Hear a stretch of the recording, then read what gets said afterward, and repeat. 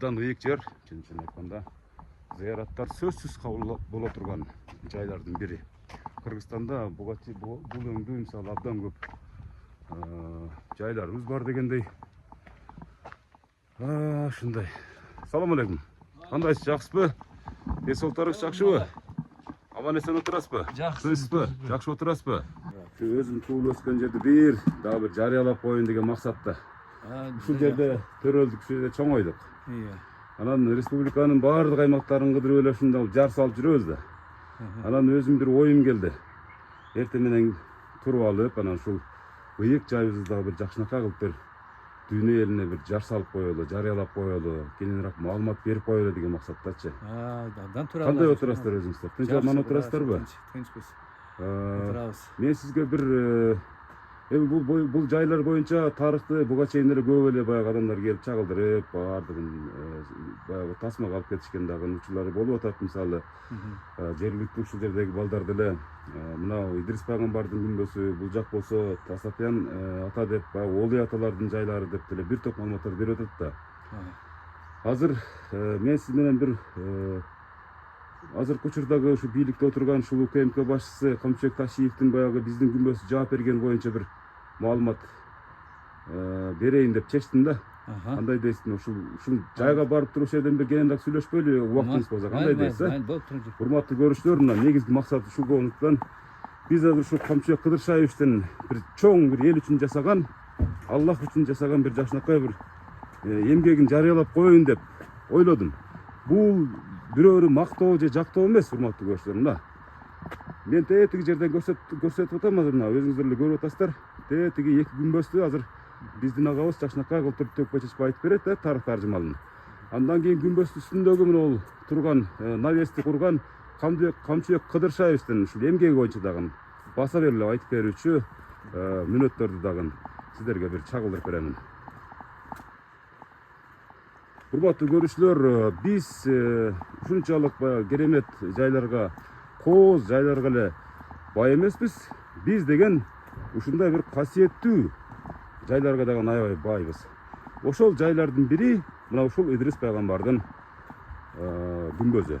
Мына ушул күмбөз бир мезгилдерде эми канча кылым мурда курулгандыгы жөнүндө так маалыматтар дагы китептерде жазылган, тарыхта бар, бирок бир мезгилдерде тиги азыр дагы жанына барып көрсөтөм, жамгырдан, аба ырайынын ар кандай кесепеттеринен улам урап кулап калуу коркунучу дагы туулган учурда биздин азыркы ушул УКМК башчысы Ташиев Камчыбек Кыдыршаевич агабыз кыргыздын чыгаан патриотторунун бири үстүн жаап, мынакей ошондон бери 10 жыл, 14 жыл убакыт өттү. Бир дагы дубалы урабай, кирпичтери курабай, кулабай, аман эсен турганында сиздерге ачык чагылдырып атам. Урматтуу көрүүчүлөр, азыр ушул маалыматтарды мындай тагыраак аныгын билүү үчүн мына ушул жайдын шайыгы Анарбек агабыздан бир жакшылап маалымат угуп алып туруп, андан кийин тиги күмбөздүн үстүндөгү навес тууралуу, аны ким жасаган тууралуу сиздерге бир маалымат берип коюуну туура көрдүк.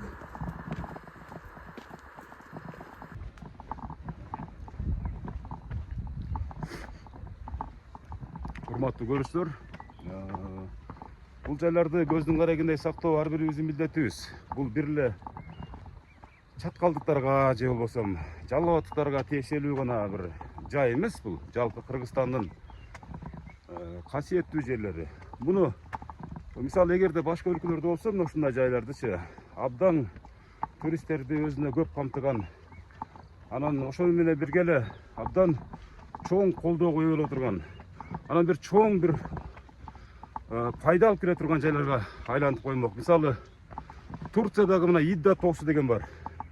Ошо Идда тоосу деле мына ушул өңдүү бай тарыхы бар бир тоолордун бири. Баягы улуу баягындай Греция согуштарында, Түрк согуштарында абдан бир бай тарыхты камтыган жайлардын бири болуп, ошол жайларга ушул күндө деле азыр ушул секундтарда абдан көп туристтер келип, көп маалыматтарды алганча акчалар таштап кетип атат да. ошого мен да ушундай бир сунуш киргизип, бул сунушту мен азыр эле жарата калган жокмун. Буга чейин деле идеялар болгон, бирок негедир ичке ашпай келе жатат да. Ошол өңдүү маселелерди кичине сиздерге бир айтып деп коеюн дедим. Урматтуу көрүүчүлөр, биз азыр мына ушул алдыбызда турган эки жай тууралуу Анарбек агабыздын өзүнүн бир маалыматын угалы дагы. Андан кийин негизги маселеге келебиз. Мынау күмбез Азирети Исхашбаб деген аскер башчынын күмбези. Бул Мухаммед пайгамбардын убагында 12 000 аскер баштап келген аскер башчы болгон экен. Ошол убакта мынау коргоонун ичи бир кербен сарай чеп болгон экен. Булар ушул жерде жашып, ушул жерде турган. Ушул жерде жанагы кербенчилердин ары бери каттап турган, чарчаган, ушул жерге дем алып турган. Ошолордун коопсуздугун карап турган экен. Аны Идрис пайгамбардын күмбөзүндө коруп турган экен душмандардан. Ал убакта капырлар болгон. Капырлар булардын душманы болгон. Капырлар bir günü 17 000 bolup kelет. Bir yerde kırçılaşkan katı karmaş başlanıp bunu otoğdu, kapırtoğdu aytat, bunu otoğdu, askertoğdu aytat. Kapırlarda o şaka sürüp barıp durup, o şakta bit bardığını kırıp istağın eken. Kitapta bunday dep yazılat da 17 000 kapırdı kırıp, österi o rahmat susundan bir geziden jutu onan şehit ketken dep. O şehit ketkeni bunday bolgon eken da kapırlarda barın kırıp istağından keyin bular bizge bulardan başka tengele turgan düşman yok dep bemalal жатып алат экен. Тигилердин ичинде өлбөй алгандары болгон экен, качып кеткендери, жарадар болгондору, ошолор топтонуп келип туруп, мына жергиликтүү элге түшүп, ушулар менен мамиле түзүп, ушулардын ичи койнуна кирип, анан мыналардын жамандыгын истей баштайт экен да. Ушулардын бир алсыз жактарын айтсаңар, сырларын айтсаңар, биз алтын беребиз, күмүш беребиз деп элди алдаган. Эч ким айткан эмес, бир турмуш тирчиликтен кыйналганбы, же алтындан кызыкканбы, бир жезир кемпир айтып койгон экен. Бу жерде булакта жок, сууда жок, бу жерде турба менен суу ичет деп. Суу сайда агып атат, бирок бу жерге чыккан суу жок болгон да. Азыр мынанын ичине киргенде көрөсүңөр, кыска ушундай чоподон жасалган турбалар бар. Ушуларды бири-бирине кийгизип келип туруп суу чыгарган экен. Бир жерден ошол жерден суу ичип, бу жерден тамактанып турган экен. Анан турбанын башы фалан жерде деп көрсөтүп коюптур. Анан душмандар бияктан уун апарып туруп, ошол турбанын башына апарып таштап берип, бир түндүн ичинде 12 000 аскер менен аскер башы бүт кырылат экен. Аскер башчыны бере койгон экен. 12 000 аскердин мына тоонун үстүндө чоң дөөлөр бар. Ошол дөөлөрдүн түбүнө сыйгаштырып койгон экен ошо 12 000 аскерди. Анан о наркы беттеги о жердеги дөмпөй турган олар капырлардын мурда жайы. Аяка эч ким өтпөйт, Куранды окулбайт. Биз бияка күнүгө ошо Куран окуп турабыз. Сыйрачылар келген сайын окуп турабыз. Бу жердин тарыхы кыскача тарыхы ушул. Анарбек ага, мына ушул эми Кыргызстанда дагы ушул өңдүү бир касиеттүү жерлер толтура, бирок өзгөчө мисалы пайгамбарыбыз ушул жерден шейит болгон деп айтылат да, мисалы тарыхтарда ушул кайып болуп кеткен. Кайып болгон деген, кечиресиздер, кайып болгон деген да маалыматтар бар. Эми бул тарыхта жазылып, алтын тамгалар менен калтырылып, бүгүнкү күндө мондай китеп болуп да чыгып, мына Жакшыбек болуп, мына пайгамбарлардын дейби, пайгамбарлар баяны деп дагы китеп болуп чыккан. Бул китепти баарыңыздар окусаңыздар керек. Өзгөчө баягы диний тарапка, багытка жакын адамдар муну жакшы билишет да, мынакей. Мына ушул азыр мына Анарбек агабыз айткан ушул эки күмбөз тууралуу сиздерге ичин дагы көрсөтөлү. Мынакей азыр андан кийинки маселесин кийин айтабыз. Бисмиллахиррахманиррахим.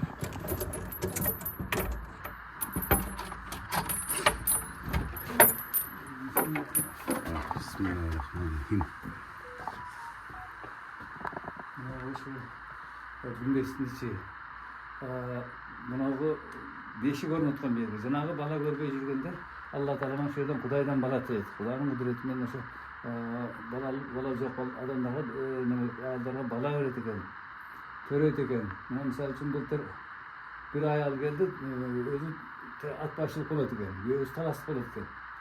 50 жашка чейин төрөбөгөн экен.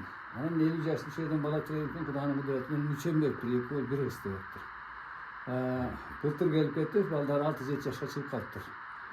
Мен чөйөктө жакшы балдар, 2 оол, 1 кыз экен. Ошолор келип Кудай кылып жерге райсылыгын айтып, Куран окутуп анан кетиштилер. Анан баргандан кийин измен окулду, анын ичинде Куранын размерин айтып коюн деп, ичинде мындай сала турган көрзөлөр эскирип калган эле да. Размерин айтсам, ошолорго ылайыктап туруп, мындай туруп, анан чоң таластап келип ошого салып берип кетиштилер. Анан кийинки келгенде дагы 1-2 аялдар да келип туруп кетти. Төрөбөйт экен ушулар тилейди. Анын ичинде орус да бар. Орус кезде дагы айттым эле. Эми Кудай бирөө эле. Өзүңүн тилиңде тилей бериң, сурай бериң Алла Тааланын Кудайдан. Анан кетишкен эми Кудай каласа көрөбүз. Анан мына о ташты которулган экен, бир китепте бар.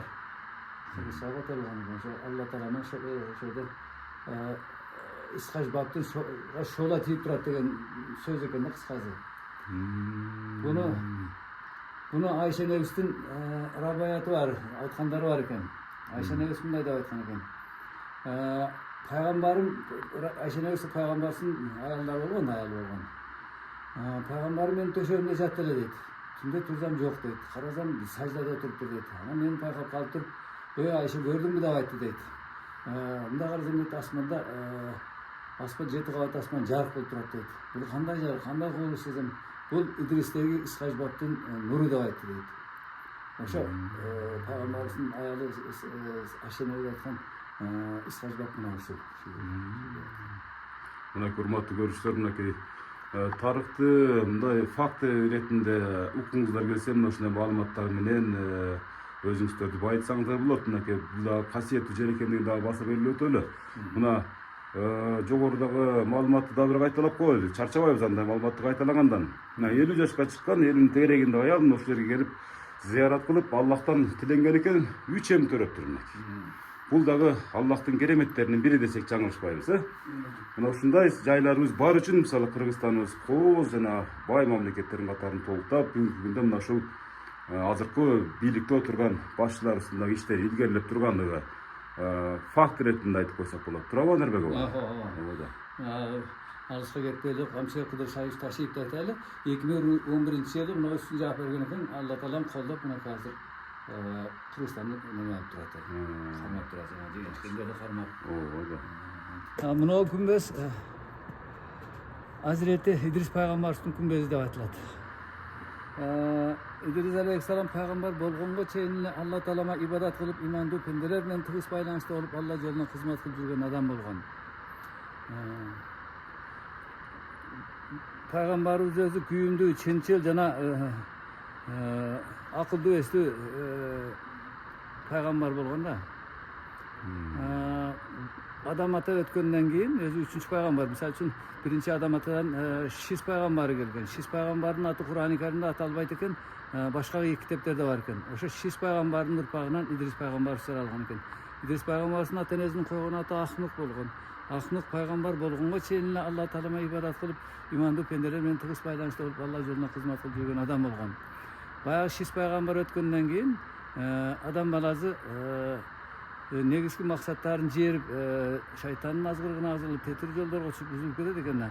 Анан Алла Таала ушу Ахнукты тандап туруп, пайгамбар кылып шайлап, колуна 30 барактан турган китепти Жабирел пейгамбер аркылуу берген экен. Ушунун негизинде эл башкарасын, жұрт башкарасын, ушунун негизинде иш алып барам деп. Пайгамбар болуп келгенден биринчи адамдарды адамча жашаганды үйрөткөн пайгамбар болгон. Биринчи кийим тигип, кийим кийишкенди үйрөткөн. Тамга таанытып окутуп сабак берген. Элди кантип башкаруу жөнүндө кеңештерин берген. Кыскасы ошо адамдарды адамча жашаганды үйрөткөн пайгамбар болгон да. Анан жанагы сабак берип, өзү илим билимге берилгендиктен арабча дарс деп айтат экен. Ошо дарс берип жүрүп анан Идрис деген атка конгон. Ошого чейин Ахмук болгон. Анан бара-бара жанагындай тетири жолго түшкөндөрдү оң жолго салам деп аскер баштап чыгат. Аскер баштап чыгып, курал кармап, кээ бир элге барганда мактап сактап мамиле кылган, кээ бир элге барганда коркутуп үркүтүп барган, кээ бир элге барганда кадимкидей аскерин жаап, бирөкөүн жыга чаап дегендей. Ошентип анан Алла Таалама ийиктирип келген. Ошентип келе жатып, келгенде өмүрүнүн ахыры болуп катканда 308 жашында жерден кайып болуп кеткен экен. Кайып болуп кеткенде жок болуп кеткен эмес, Алла Таалам периштелер аркылуу асмандын 4-чү кабатына бейишке алып чыгып кеткен деп айтылат. Бейиште отурат деп айтат, тирүү деп айтат. Китепте мына ушундай деп жазылган. Ушул жерден кайып болгон деп айтылат да, мынакей. Азыр мынакей бисмилла деп туруп эшигин ачып туруп бир сыра видео алып койлу. Урматтуу көрүүчүлөр, мисалы бир мезгилдерде баягы эсир маалдарында мына ушул жайлар көп баягы каралбай кетип, тескерисинче баягы бузулуп, сүрдүрүү дагы ойлор болгон ошол мезгилдерде капырлардын аракети деп так эле кесе айтып койсок болот, туурабы? Туура. Бул жерде жанагы айткан турбалардын оолар. Мына жакта суу самолет кылып чыгарган экен. Ушул турбадан суу ичип турган экен 12 миң аскер. Жанагы ууну кое бергенде ушул турбалар аркылуу, түтүкчүлөр аркылуу өткөн да, ошондой? Анан китепте ушундай деп айтышат, Идрис пайгамбардын үңкүрүнө кирип чыккан адам дагы энеден жаңы туулгандай болуп күнөөдөн арылып чыгат.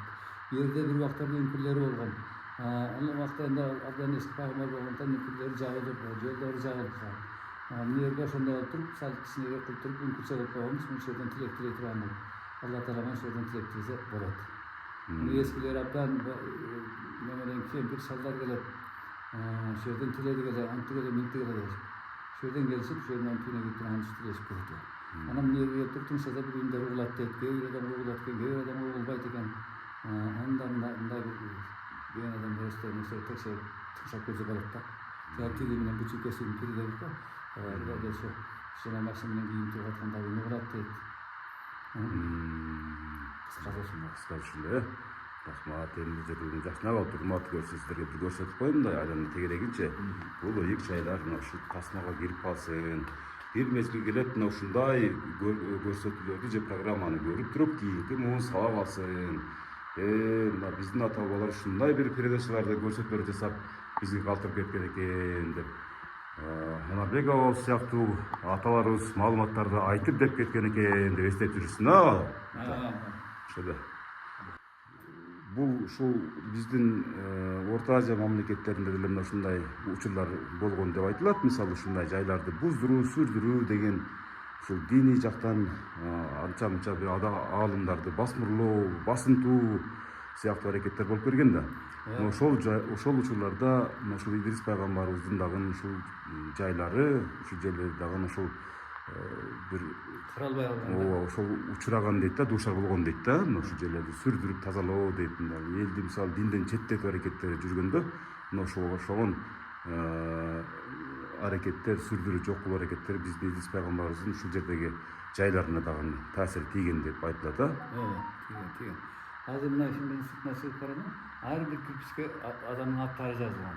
Буну ошол союз маалында бердеги сүйлөгөнчө кете бериңиз. Шайыктарды чыгарбай куудалап турган. Анан кийин бияка чыккан адамдар өздөрү билип туруп, жерге орузду да жазган, немизи да жазган, татары да бар. Өзбек, кыргыз, тажиктердин чейин аттарын жазып койгон. Мына ошо каралбаган убакта ошондой болгон да. Бияка чыккан шайыктарды ошо куудалап турган да убакта союздарда. Азыр мени аттары жазып ойногон десеңиз мындай айтканда мындай болуп туруп, мына жерде Нина деп жазып турат, бул жерде Хачимжон дейт, 1981-жыл дейт. Мындай айтканда бул жайларды ошол мезгилде мазактаган да учурлар болгон деп айтылат. Биздин аталарыбыз тарабынан маалыматтар калтырылып кеткен. Бирок эми мынакей, урматтуу көрүүчүлөр, тетиги бул ыйык жайдын, ушундай кереметтүү жайдын кирпичтери бузулуп, монтип талкаланып кетүү дагы бир учуру келген. Анан ошол учурда азыркы ушул Камчыбек Кыдыршаевич Ташиев тарабынан демилге көтөрүлүп, ушу эл ушул демилгелеп сунуштагандан кийин ал киши дагы мисалы жөнтүрбастан Анарбек ага келип мына ушундай жакшынакай болгон үстүндө ушул 2 күнбөстү ушул климаттык өзгөрүүлөрдөн калкалоо максатында суу, жамгыр, кыш, кардан калкалоо максатында жакшынакай навес, эми түшүнүктүүрөөк кылып айтып коеюнчу, навес куруп берген. Үстүн жаап королоп берген да, кыргызчасы мына жатып жүргөн түшүндүргүлө турабы? Бул кайсы жылы болуп турат ошондо? 2011-жылы алып келип жаап берген да Камчыбек Кыдыршаевич. 2011-жылы. Жаап бул жер бүткөндөн келип официалдуу түрдө өзү дагы келип зыярат кылып, зыярат кылып, кур кой союп кудай кылып анан кеткен. Акыркы жолу дагы ошол жерге келип кудай кылып анан кеткен. Акыркы баягы акыркы жолу депутатка койбодубу? Анан неме кылып азыр кызматка барды да. Эл дагы неме алып турат, немебизди, Камчыбек Кыдыршаевичти колдоп турат. Алла таалам да колдоп турат. Мынакей азыр могу жерде жазуусу калтырылган, Анарбек мындай жакшынакай кылып туруп, эми Аллах үчүн жасалган нерсеге Аллахтын эч качан кайдыга карабайт деген дагы маалыматты так эс айтып коелу. Мына ушул жерге окуп берип коеюнчу. Бул курулуш Кыргыз Республикасынын Жогорку Кеңешинин депутаты Ташиев Камчыбек Кыдыршаевич тарабынан каржыланган. Бул 2011-жылы ошондо депутат болчу. Азыр эми биздин улуттук коопсуздук кызматынын башчысы, ушу эл башчысы, эл лидери болуп турган учуру Камчыбек Кыдыршаевичке мисалы Анарбек абабыз айтып атат, бир эле ушул Жаңы Базар элинин, Чаткал элинин ырасчылык эмес, Аллахымдын ырасчылыгы тийип турарында шегибиз жок деген маалыматтарды так эсел айтты, туурабы? Туура. Бар болсун, аман болсун. Ылайым ушул өлкөнү башкарып аткан маалда Аллахым колдоп, өлкөбүз өнүгүп кете берсин мындан ары. Мынакей, карасаңыздар мынакей, жакшынакай бир жери дагы мисалы бузулбай, сузулбай, кулабай, мына ушундай жакшынакай күмбөздүү, пайгамбарыбыздын күмбөзүн бул жерден жакшынакай ыйык жайларга абдан бир бул мындайча айтып койсо туура болот. Мисалы бул кереметтүү жайлар, касиеттүү жайлар Кыргызстанда гана бар. Пайгамбарыбыз орнун очок алган жай бул Чаткалдын Жаңыбазар айылында гана бар. Башка жайларда деле бар, бирок анын өзүнүн тарыхый тактама маалыматтары бар. Бирок эң маанилүүсү мына ушул Идрис пайгамбарыбыздын күмбөзү. Буну экинчи Мекке деп да атап коюшат аксакалдарыбыз, а? Меккеге барып келгендей эле бир таасир калтырат деп айтып калышат да.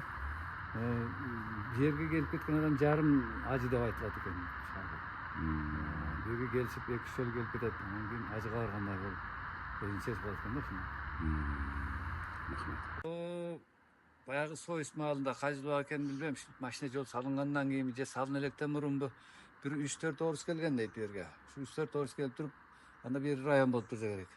Менин кайнатам ошол жерде милиция болгон экен. Адуал деген чалбарлар го жердеги. Ошо кайнатам, ошо кайнатам айтат. Ошол жерде жергиликтүү милициялардын 4-өөүн алып келип туруп, ошол жерге орустар. 4-өөүн 4 көчөгө коюп туруп, анан мына күмбөздүн аркасында чукур бар. Ошол жерди кастырган экен элдерге, ошо адамдарга да кастырып алып туруп, жана 4 ошол жерден бир темир ящик алып чыгып кеткен экен, сандыкты. Ошо сандыктын ичинде эмне бар экенин белгисиз, ошо пайгамбарыбыздын мүмкүн тарыхы барбы, же алтындары барбы, алып чыгып туруп, ушу жүктөп кеткен экен. Машинага жүктөгөнбү, кандай аныктан эмесмин, бирок орустар казып алып чыгып кеткен экен да кыскасы. Геологиялык бир экспертиза сыяктуу бир нерсе жүргүзөбүз деген максатта келишип туруп бул жерден бир чоң эле сандыктарды алып кеткен, алтын тайым менен кошо алып кеткен деген маалыматтар айтылат, бирок эми ал факт иретинде эмес, ушундай маалыматтар калтырып кеткен. Бул маалыматтар, бул шамал болбосо теректин башы кыймылдабайт деген бир жакшы бир сөз бар эмеспи? Ошондой эле пайгамбарыбыз мына ушул жерлерде 308 дедиңизби? 308 жашында баягы кайып болуп анан кеткендигине байланыштуу анын артында калган байлыктары дагы бар болушу керек эле деген бизде бир маалыматтар бар да. Ошол байлыктардан ушинтип чукуп казып алып кеткен деп айтып атабыз мисалы. Буну көпчүлүк маалыматтарда тарыхта мындай жазыла бербейт да, бирок бул бирок эми ушунчалык деңгээлде эгерде мисалы мен Анарбекова мисалы үчүн көмүлгөн адамдын көрү мынчалык деңгээлде түшүп калбаш керек да. Бул жерден демек бир казып алуу, бул жерден бир нерсени алып кеткен деген маалыматтарды да кошо жасап берлеп айтып коюуну туура көрдүм. Урматтуу көрүүчүлөр.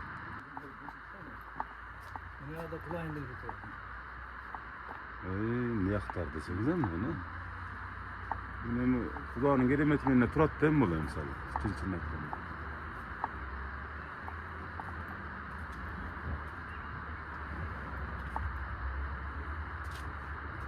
Буну эми бир учуру келгенде реставрация кылып деле койсо болот экен да, өзүнүн кирпичтери менен өзүн эле жакшынакай кылып туруп, а? Муну жашта бир министр келди, атын билбейм, маданият кызматкерлери келип ээрчитип чыкты ошол жерге. Анда кар кете элек эле.